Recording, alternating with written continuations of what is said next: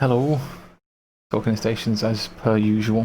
Though today we've not got Matarol as your host. I'm having to stand in because he's got to go and do some life things, as we often have to. While I'm sitting here, excusing the fan noise because I'm absolutely melting as it's currently 32 degrees in the office. About 90 freedoms, I think, whatever that is in American. It's still hot, yeah.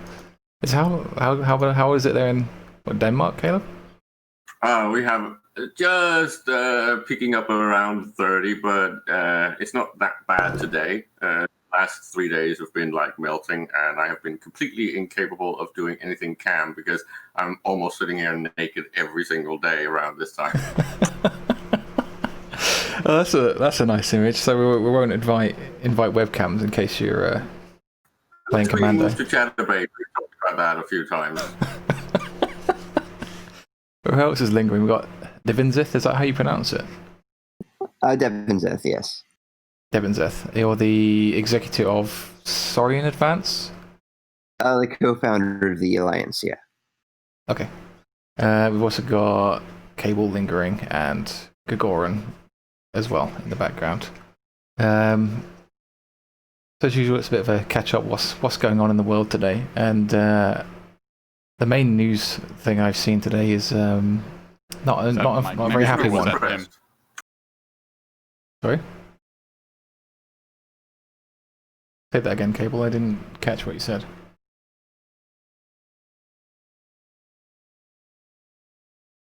Hello?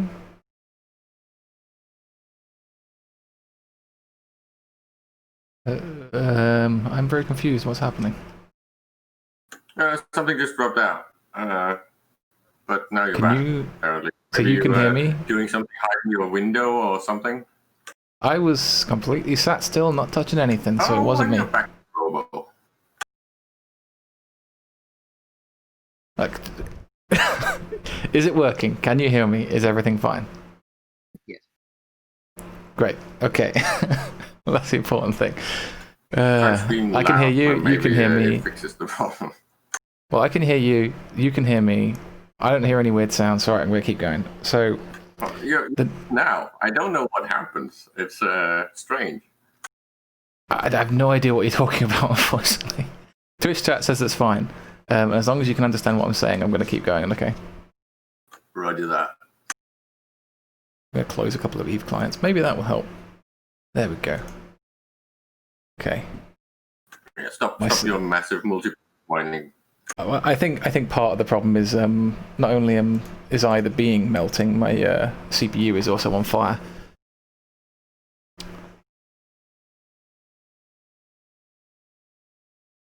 I think I know why there's a bit of a weird mismatch, but I'll have to sort that out later. There's a latency issue because I tried to screw with my audio. But anyway, if we go back to things as they were, so today's sad news is we've lost another player. I think this is the first player, at least, that's publicly known, and correct me if I'm wrong, to have passed from COVID.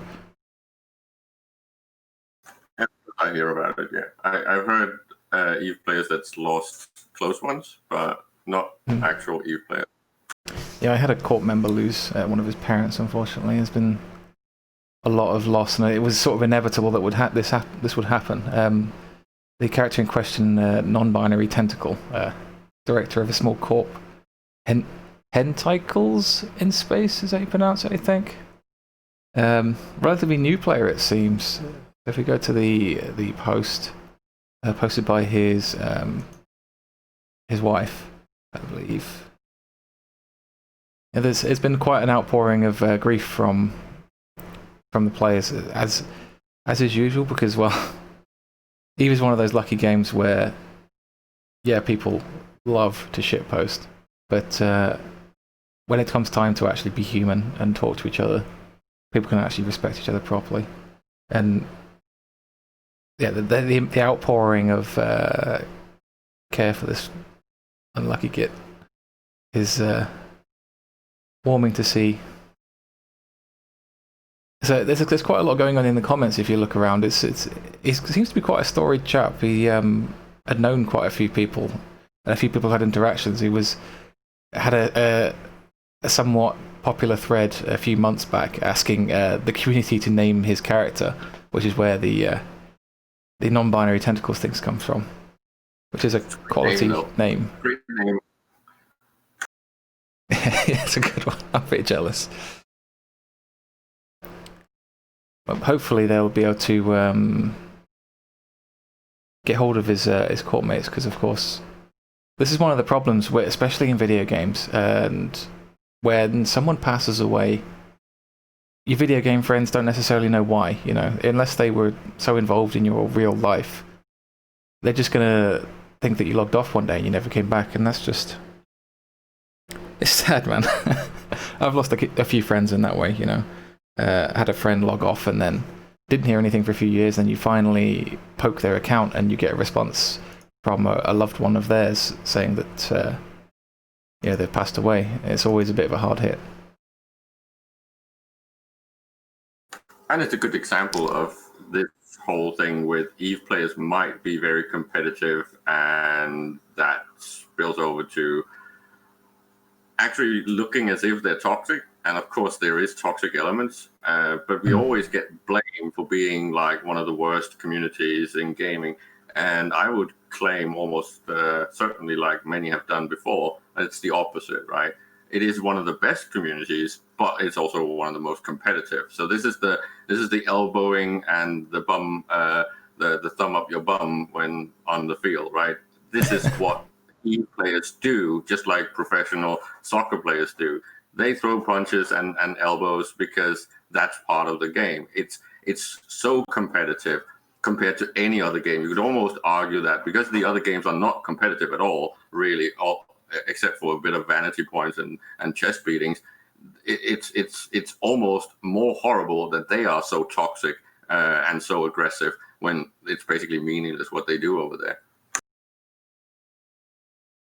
Yeah, well, as I say, that's the magic of it, is that I can spend 4 hours posting in your local about how much I hate you, but I'll still buy you a pint later on if I ever see you in reality. It's what I suppose. It's because people value the social side of the game so much more. I think that comes from the way that corps work and the way that you actually spend time and actually work together to build something. I know it might be random a bit, but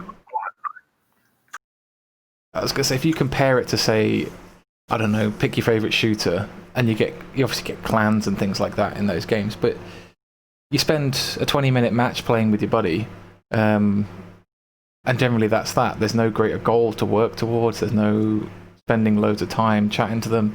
You don't spend, and as much as a structure bash is boring, but you don't spend six hours after getting up at 3 a.m.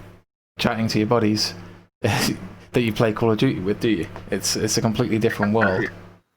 And there's very few people that are investing the amount of time in other games, right? The time that you invest in EVE also is meaningful because it's not so sensitive to, say, if the whole server kind of depopulates and move to somewhere else or to another game and stuff like that. People don't leave EVE. Well, they do, and then they win. But the point is that if you, say, do a lot of work on your community and investing time building third-party apps or anything like that, all of these things will have a lasting impact on the rest of the community. So people that create things like Dotland and all that, they are not just players, they are almost co-developers, and we play more for each other than necessarily to make CCP rich. Yeah, it's interesting when you look at as well as the length of relationships. I know this guy was a new player, but you just think about how long some EVE players have known each other. I mean, I'm sure there's plenty of groups that know each other from beta. So that's 17 years ago now. It's a mature adult community, an adult in the everyone's an old git at this point sort of sense.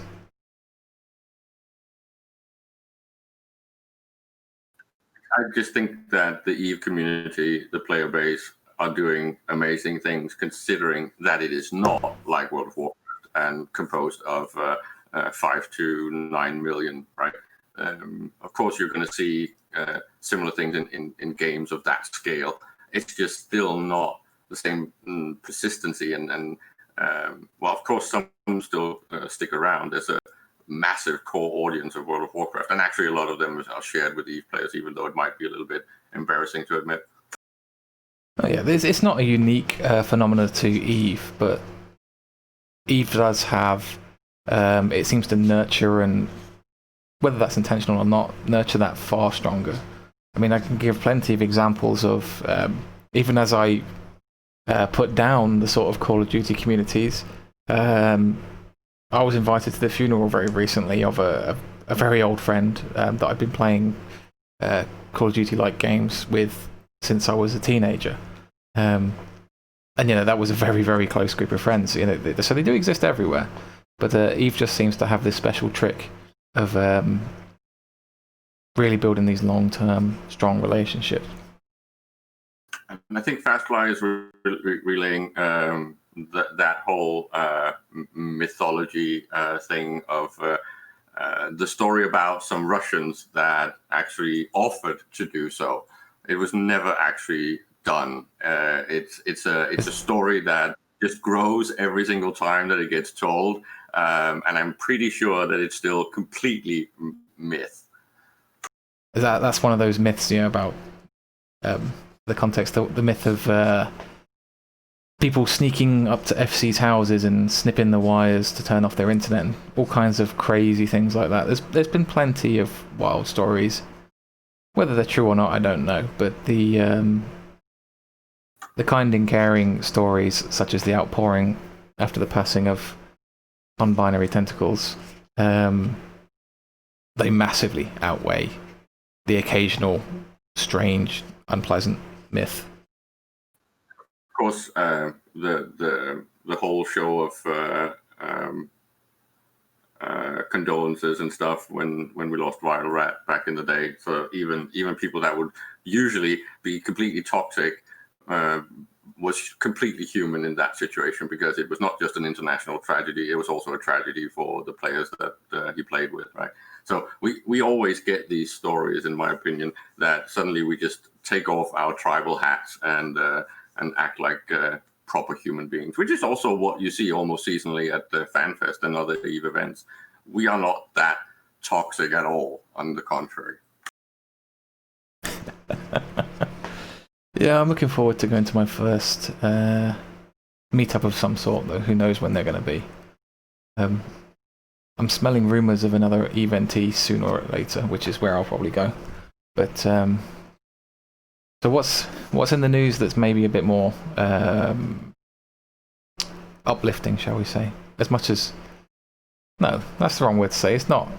This is not uplifting. It's an expression of the community. But what else is going on in the world? I know there's some red alert / ex-Provi block, if they don't mind being called that too much, but I think it grants a bit more context for those not following news going on. But what's going else in the world? I don't know if it's already been covered, but I think another Keepstar popped down in the big wall. Third Keepstar. Third Keepstar. Yeah, they're pretty much done now with the demolition fund in Fountain, as far as I know. Yeah, they announced their merch on Delve. Sorry, Dylan. They announced their merch on Delve, so that's going to be soon. Oh, so is that the next step of the war? What is the official name of the not Imperium team? What will be official name? And the allies, not right? Not the war. I was asking what are the names of the sides? I know you've got Imperium, but is there like an asterisk on that on one side, and then you've got quite a large list on the other side. What's the sort of official names of each team? The unofficial name is PAPI, right? The PAPI forces, and I think it would be correct to call them the Allies again, because that's pretty much the name they started using during World War B1, which is actually not called World War B, but the Casino Wars. This is World War B. I don't want to get too dark into the naming Casino schemes. War. This is the Casino War because World War B was a few years ago, so that name is taken. I just wanted to have some names so when I'm talking about one side in particular, I know people can at least follow what I'm talking about, as I'm not super into what's going on in the war myself. So I'm guessing that means it's Pappy's next move is to put some pressure directly into Delve, is it? Yeah, they want to have their Delve campaign very soon. Do we have any idea what that's going to look like? We've moved our staging system forward in Fountain to a bit closer to Delve. I see. So everything's there's still like a quiet before the storm kind of thing, still moving out the logistics, ready to actually push on an assault. Still cleaning up Fountain, but we're mostly done with that, and Delve is next. That's the thing that the You're breaking up for me. official narrative is the words Delve is next. It's not really a surprise. That's really the goal, right? If it had stopped now, it would be kind of embarrassing. Of course, if you set out to destroy the Imperium, Delve and the Imperium are basically one and the same at this point. Exactly, and they have those.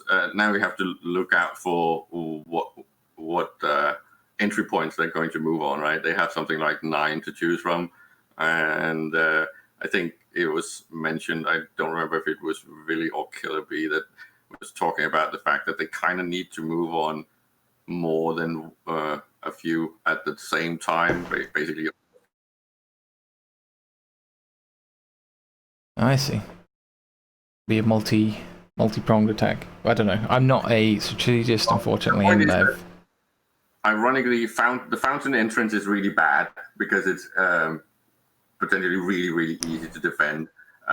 So it's why I have jokingly called it the Thermopylae, because we don't want this whole 300 Spartans basically stopping this whole onslaught of Pappy Immortals. So they're gonna be coming in from more than just one point, right? They need to figure out where can they get that beachhead so they can actually start staging and attack Intel. I see. Just having a look at the map now. I think one of the best takes on this, aside from all the individual comments, is Jintan's recent or the one before, where he covers the whole geopolitics of how is this playing out and what is the most likely scenario going to be. But it's going to be exciting to see, because we've basically been seeing these demolition things, and then we saw that one harassment thing that's basically a bit of a training thing. Of course, most already know exactly what you can do in Keepstar fights, and whether or not it's going to be heavily contested or just light harassment. This is basically the fights that we're going to start seeing in Delve. But they're going to have to, I don't know, clean around their staging point. So it's going to be a very, very long war. Yeah, that's going to be a bit of a monster of a drag, isn't it? Just having to pull down all of these old structures, and every single time you do that structure's shooting back. Of course, it's spin when the meta show and the Imperium says, "Oh, it's going to take 2 years. We've done the math." It's like, yeah, okay, theoretical math and all that stuff. But it's not entirely wrong to point out how long this war is going to be. It will not even be remotely over in 6 months. That's a realistic argument that it's not going to be over in 6 months. You think this is going to last into 2021? Oh yeah, at least into 2021. I think it's also going to potentially not be entirely concluded by summer next year. So 12 months from now, it's not going to be finally done unless something completely unexpected starts happening. I don't know exactly what that could be, but it's for both sides. There's always the potential of drama, especially when you have this Imperium versus everyone else scenario. Shenanigans can happen, and well, we all saw the whole CO2 thing, and We've had the judge flipping, and we've had so many things happen that was unexpected, right? Of course, a few people might have been in the know and expected some of these things, but that's the kind of drama that I'm looking for and keeping my eyes open. Well, looking at Dotland, Pandemic Horde lost 2,500 members the other day. What happened with that? Horde lost how many members? 2,500. Oh, yeah. That was an inactivity purge, it looks like. Okay, so it wasn't like corporations leaving for another side or anything, because I don't see any pluses. Horde purge is people who haven't logged in a couple months periodically because there's a maximum limit on how many people can be in a single corporation. There's a 120 character corp that left very recently to Brothers of Tangra. That was another 70-man corp. They merged into a corporation in Northern Coalition. So Unprotected Plex merged into Remember the Fallen, which left a few months ago for Northern Coalition. That's what's up with that. But the big loss of members is just inactivity purge. Okay, so it's not war related. Okay. Looking at the scale of things, I think once you're a corp that big, well, not corp, sorry, alliance that big, 1,000 members, while it might seem a monstrously huge amount, is not that big a deal, especially when it's an activity clean out.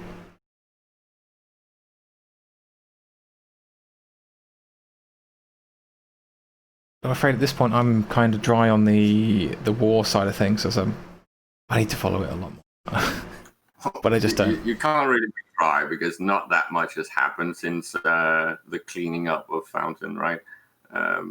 So this is why the whole it's the march towards Delve that is relevant, and you can say, well, what Willy called Phase 3 is basically when the war starts, because there was not a lot of activity. Well, there was a little bit of trying to poke and bloody some noses from Initiative, but other than that, they pretty much turtled up and moved everything to Delve pretty fast.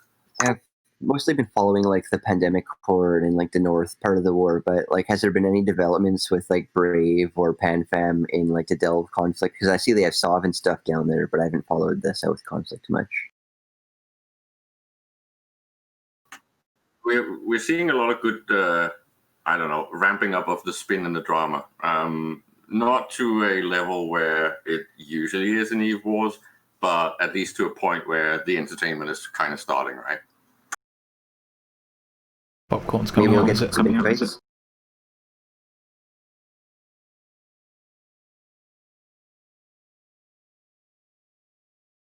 Well, if you want to move on to news that I do have a vague clue about, at least.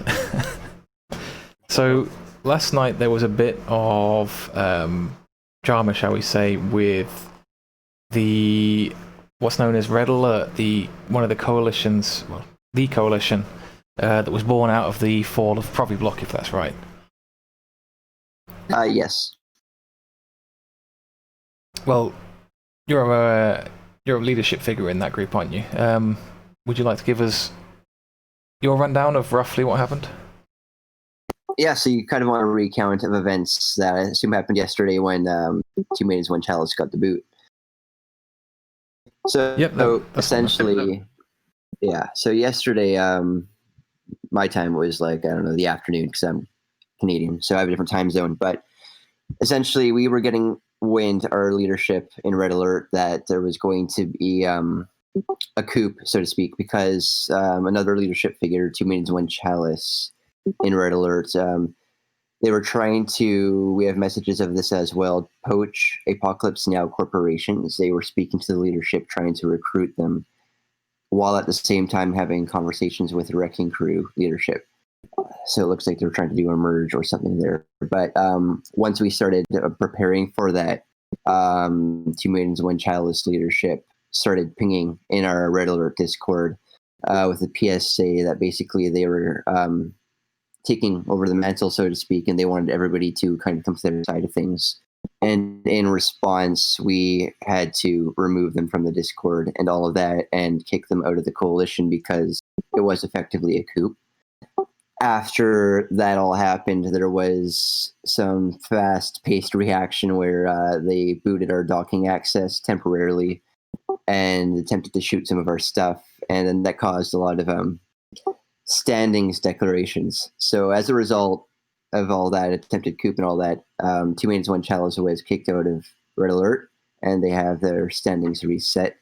And as we stand right now, docking access is kind of hit and miss, but this forces us as Red Alert to kind of get ourselves out of this region right now, as we made aware in our public announcement that we're getting out of the area. And just as we were doing that, snuffed out anchored Fortizars, or I'm sorry, an Astra House on the Fortizar grid and preparing to shoot it down.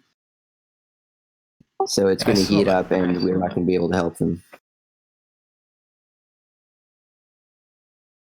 Because if you're not aware, the other day we killed Snuffed Out's Fortizar, so this is going to be them shooting this one down. I did get to watch that one live. It was not as big as the armor timer, surprisingly. I expected it to actually really blow up, but it could have been. We had 200 dreads on standby, and so did they. We just didn't take the bait.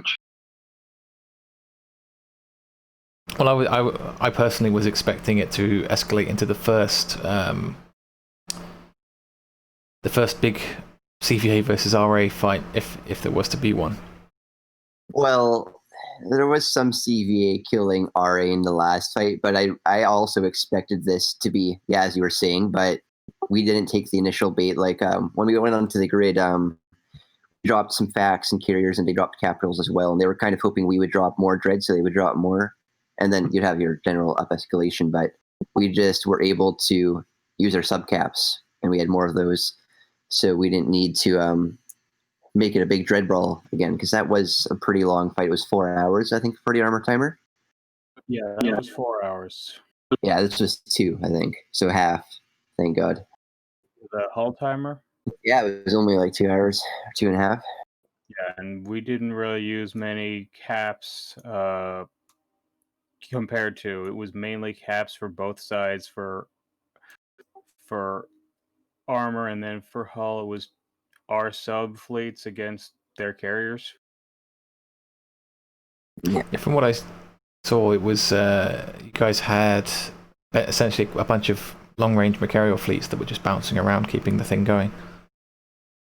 Yeah, there was 2 main Mercurial fleets. There was a stack fleet as well, but Mercurials were the sniper, pause the timer kind of thing, bounce around, dodge the horde of fighters, because I think they had like 50 carriers or something like that.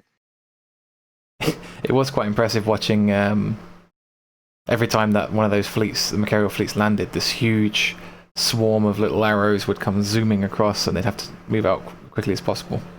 And then you'll always see this one Mercurial that doesn't get the warp or whatever, and you'll just see him get volleyed. Yeah, there's always one guy that gets busted, unfortunately. It was a pretty interesting fight, though. It was good, but they aren't done, because Snuffed Out doesn't just fold when you kill a Fortizar, even if it's a faction one. They've dropped their Astra House, and they're going to carrier volley the Fortizar, and they already reinforced it, so when that armor timer comes out, they're going to drop their carriers, and it'll be another fight. But Red Alert's not going to be able to help 2 Maidens, 1 Chalice with this because of the actions they pulled. So it's going to be them, and we'll see what RC's stance is, but I don't know what they're going to do. We're just trying to get out of the area. So the short version is somebody, so one of the alliances in Red Alert attempted to, according to yourselves, attempted to coup, take over leadership to some extent, and then they were booted, obviously, for attempting such a thing. And then I guess relations quickly soured, and now you're in a situation where you're essentially locked out of that Fortizar in Sasala. Like, if you want some context, because you were in Providence to see what the CVA leadership was, for example, it was more like it was a monarchy. Basically, it was EQ who ran the CVA Providence. Red Alert was founded on the idea of the alliances get an equal democratic say. So it was almost a clash of ideology because Gian, Two Maidens and One Chalice, wanted to basically, they voted for a democratic structure as well, but as things progressed, he was pushing for a monarchy again when all the other alliances, including his, voted for a democratic alliance structure where the alliances get equal votes say. So once he started pushing for a monarchy and we resisted that because it's not why we created Red Alert, it kind of created a disconnect, and obviously that escalated into the separation that we see now. Well, let's have a quick look through. So this is, it's on screen for those watching, the message that came out from Jan himself, the leader of, or at least representative of, Two Maidens, One Chalice, who is now, is it fair to call them an ex-RA member? They are officially booted out of Red Alert Coalition. Let's just see what the... I'll try and paraphrase because it's quite long. There's lots of complaints about PR. Well, one of these things that came up, and I found this one interesting because it's sort of a personal interest, is there seems to be a lot of arguing about technical services. I think that's just a mild tangent. That's often been a problem for coalitions and alliances and even corps of all sizes when you don't have the miraculous IT guy who can manage everything for you. So, what went wrong, if something went wrong at all, in this case? So I'll quickly clarify, as far as what went wrong and what didn't go wrong, it's not entirely accurately posted in either of those documents. I will say we do have a development team that is working on the services, and they have given a very clear deadline. It's going to be a matter of weeks that have been very specifically stated. As far as the outburst in regards to this, Gian basically, and we voted on all this too, and timelines would be, we agreed on X timeline, and then the next day he would come around and say, no, we're going to do this timeline instead. And we're like, that's not what we voted on. So services are said to be done within a certain timeline, and he was pushing for one day it would be, let's do this later, or let's do this sooner. So there's just a lot of confusion based on all of that. But no, services are nearly done. They are in the works. And by the time we move to where we are going, they will be ready to go. Because there's like authentication, there's a place to post your doctrines, right? You've got a timer board and all that stuff, ESI checks. It's all in the works, and yeah, it's essential for a coalition to operate. Yeah, it's funny how Eve's gone that way. And maybe it was that way since the beginning, but without proper IT infrastructure, living properly becomes very difficult. It would be nice if you could have an environment where you could trust enough to not need it, but sadly, that's not the reality of current Eve. Very true, but I think that's part of what makes Eve interesting, you know, the whole espionage kind of side of things. That's true. I've always thought espionage was pretty cool. Like, it's pretty dark and cringy, but there's been quite a few cases of it where you get coordinated efforts even to get people into these corporations and alliances. Sure, to feed intel is one thing, but to completely like dismantle entire enemy operations by like destroying their alliance, or like you saw with Care Factor in Providence, where I think it was that Pandemic Horde alt guy or whatever, he disbanded the entire alliance in an hour, destroyed all of their SAW, and it was crazy. With the Care Factor thing, I heard it was a disgruntled ex-leadership figure. He was a former Care Factor guy who came in. It was an alt, though, who was PanFam affiliated, though. That was the fact of the situation. I don't know if it wasn't a coordinated effort, apparently. Even RC says it wasn't coordinated to them, but they conveniently did have everything ready to go to roll the SOV immediately after, so I don't know, but he was RC. Yeah. It wasn't coordinated. It was just that RC has enough people ready at that strange hour of the early morning that people were ready to do it, since RC is traditionally one of our main activities is hunting people moving supers, and people often move supers close to downtime. So a lot of people in RC are active around then when that happened. Surely it also depends on your definition of collusion, because the story that I heard is that RC were informed this was going to happen, but it was not of their will, if that makes sense. Yeah, it's quite possible like that they didn't like say do this and this, but when so and so is doing this, he could have easily sent a ping to Rocket or whoever, like, yo, a bunch of free solves about to drop. You guys want it? And they're probably like, sure. I mean, I could understand that conversation happening. Yeah, I imagine that's the most likely story, from my opinion. Yeah, what I heard was that the guy did it, and then he pinged Eros right after he did it. Eros is the leader of the Rogue Consortium, the ex-Provi guys in RC. The local self-holders, I suppose, of the opposite team. Essentially, there's the alliance that cares about the SAW of Providence more than the other alliances, I'd say.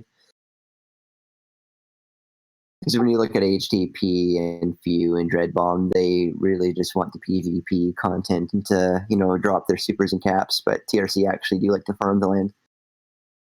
Yeah, that's going to be a large subject, I think, in the coming weeks, as now that, let's say for context, that people don't necessarily know, Providence, as in Proviblock, is essentially no longer in existence, and all of the member groups are slowly making their way out of the region, and that's going to leave a bit of a void. And if Wrecking Crew, like you say, HTP and the other groups within them, apart from TRC, aren't necessarily interested in holding the land, what they're planned to do with it, as I suppose they will be the local powerhouse for at least in the immediate future. What happens next for Providence as a region is going to be quite interesting.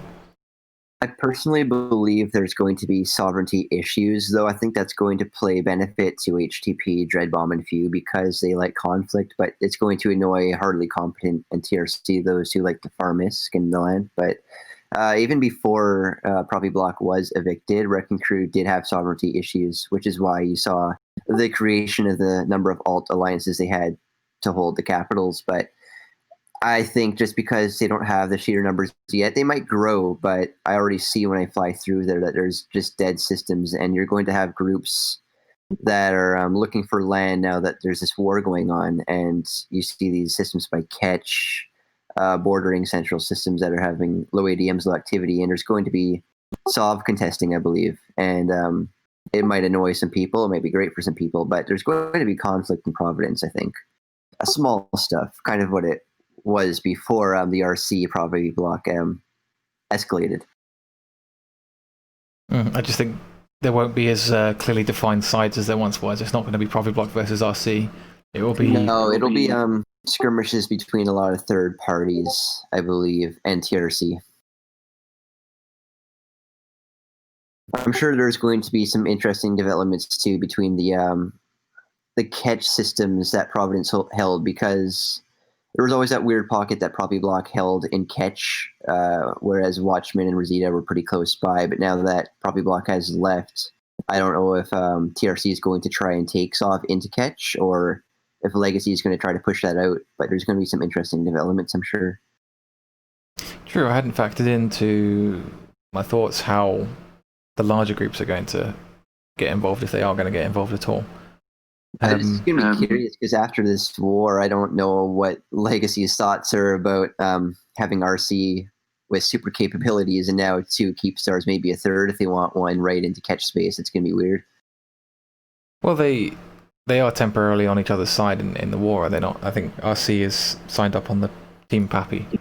Yeah, they're blue right now, but after the war, Brave and Invictus were never too fond of having RC too close, especially with their Tickle allies.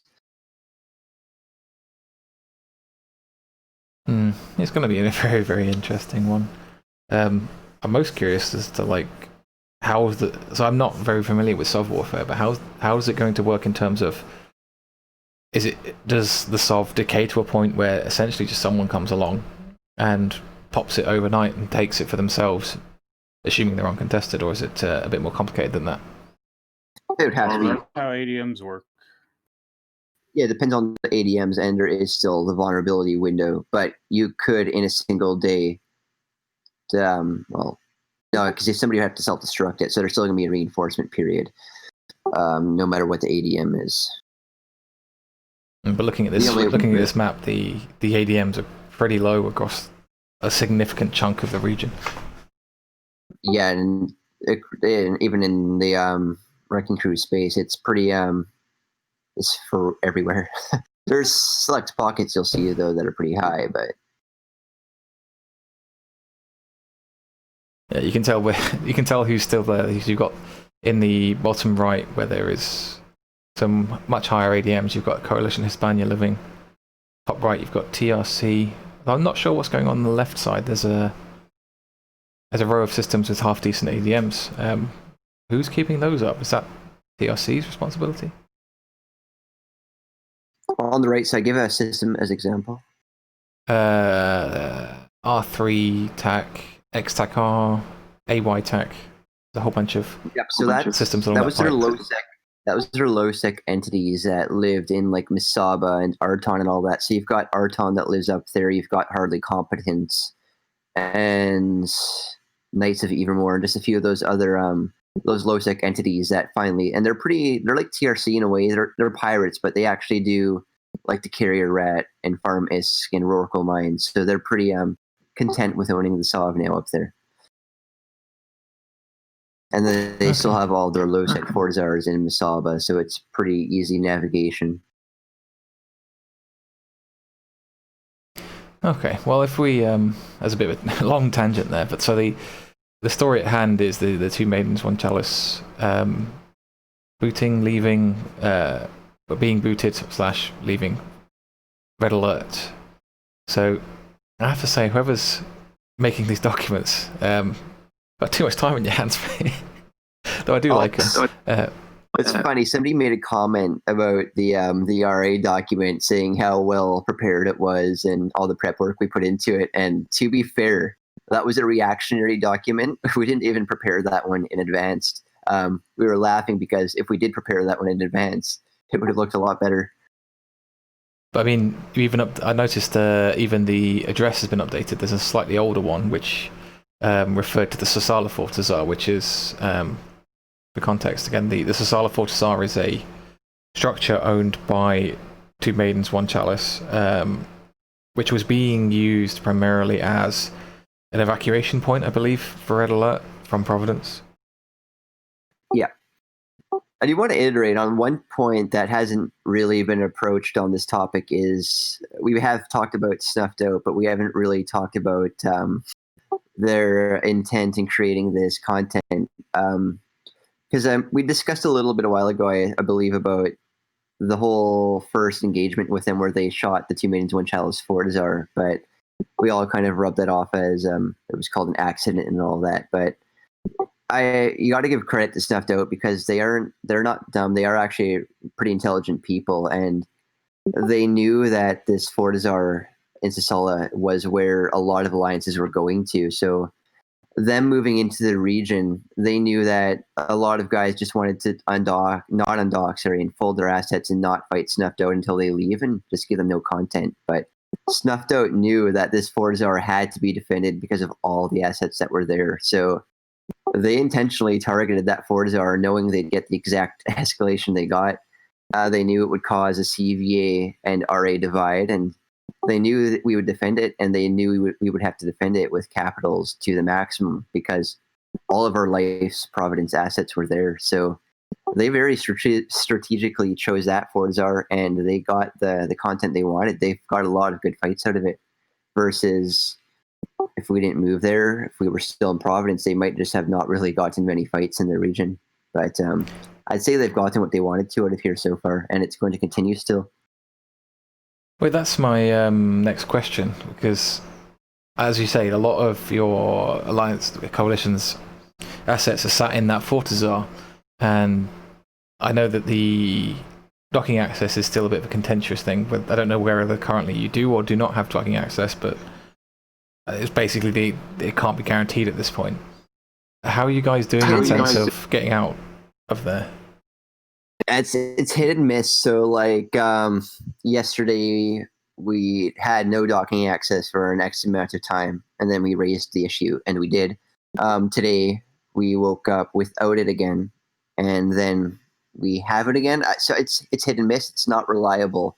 For the spurts we do have it, we are getting our stuff out in bulk as much as we can, though people sometimes do have to rely on asset safetying because it's pretty unreliable.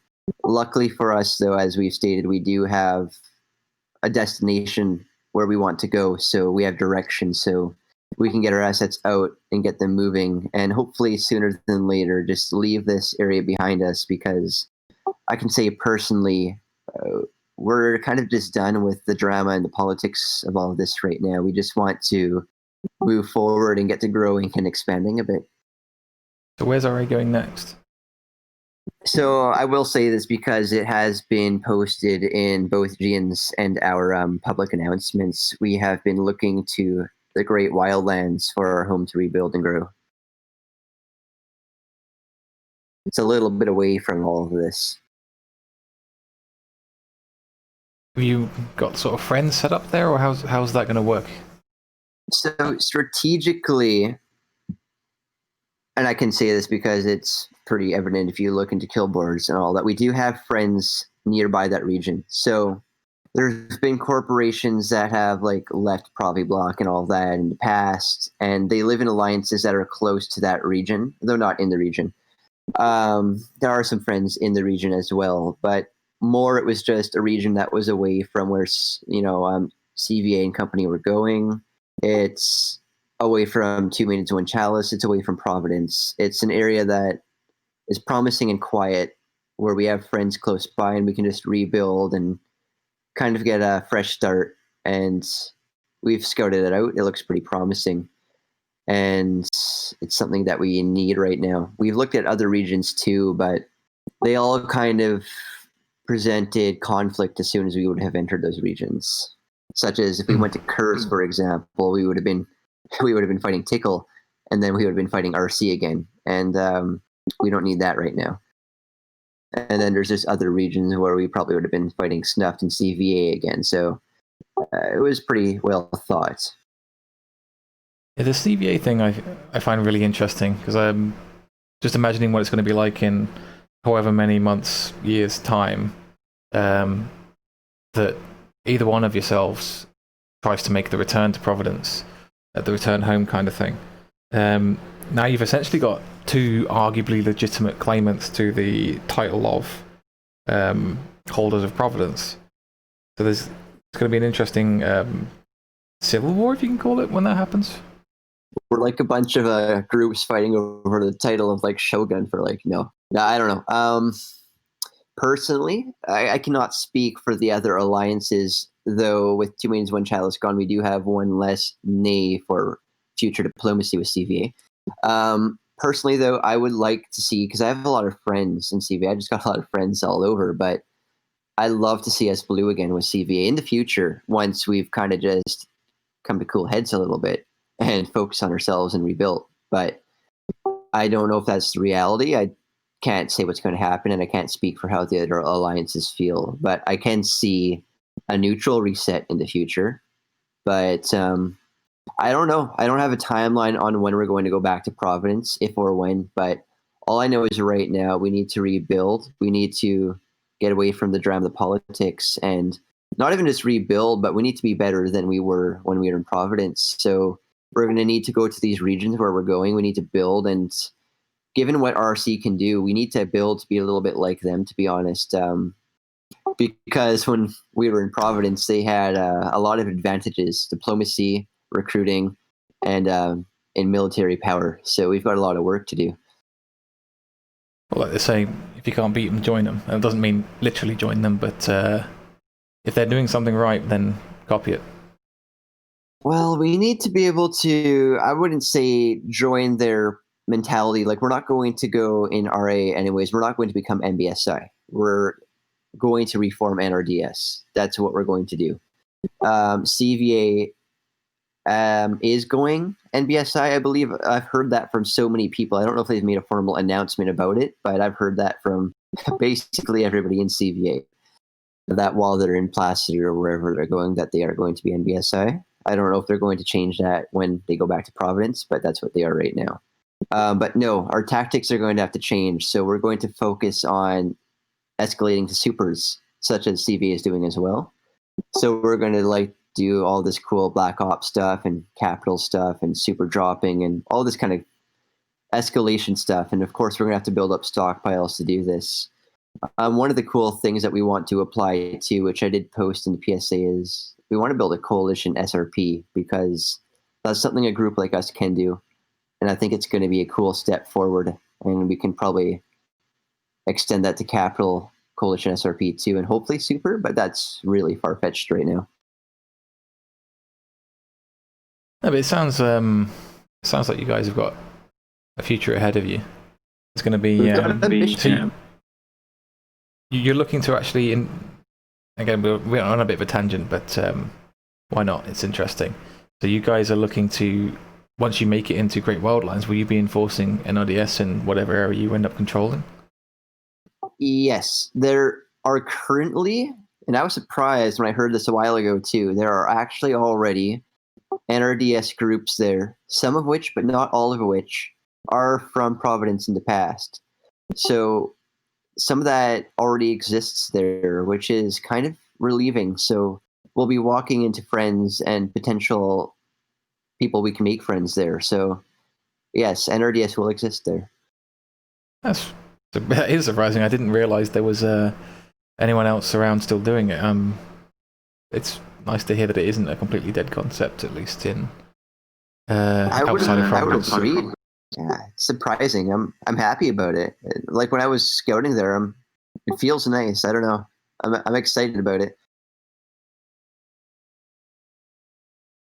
Because there was a lot of easier alternatives, I'll say. Like, we could have folded, many of us, into the Legacy, and we could have folded anywhere, or just joined CVA or anything. But I'll say this hasn't been an easy path, falling to low-sec and trying to stick together and going through all this drama and politics together. But it is really cool that we still got a group of alliances together, and that we are actually starting to go to a new home together, and it feels really nice now. I'm pretty excited.